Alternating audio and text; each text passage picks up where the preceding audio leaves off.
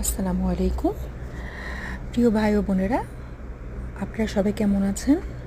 আশা করব যে যেখানেই থাকেন না কেন ভালো আছেন।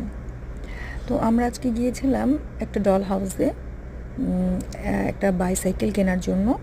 তো ওখানে যাওয়ার পর তো আমাদের যেটা পছন্দ হয়েছিল সাইকেলটার অনেক অনেক দাম, তো এই জন্য আর কেনা হয়নি। বাট পুরো শোরুমটা ঘুরে দেখতে আমার কাছে এত ভালো লেগেছে যে খুব সুন্দর সুন্দর ডলস ছিল, সাইকেল ছিল, খুব কিউট কিউট গাড়ি ছিল, অনেক অনেক সুন্দর ছিল।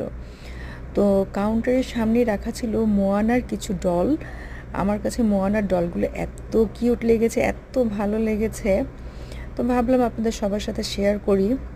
অ্যাকচুয়ালি আমরা যারা প্রবাসে আছি তারা নিজেদের বাচ্চাদের জন্য এবং আত্মীয় স্বজনদের জন্য, ভাই বোনদের জন্য, সবার জন্য এই ধরনের কিছু খেলনা নিতে চাই। বাট এখানে এত বেশি মানে দাম, যেগুলো আমরা অ্যাফোর্ডেবল করতে পারি না।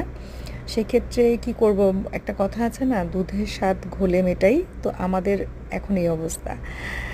কিনতে গিয়েছিলাম বাট এখনও কেনা হয়নি, তো ভাবলাম ঠিক আছে কিছু টাকা জমিয়ে তারপরে কিনবো।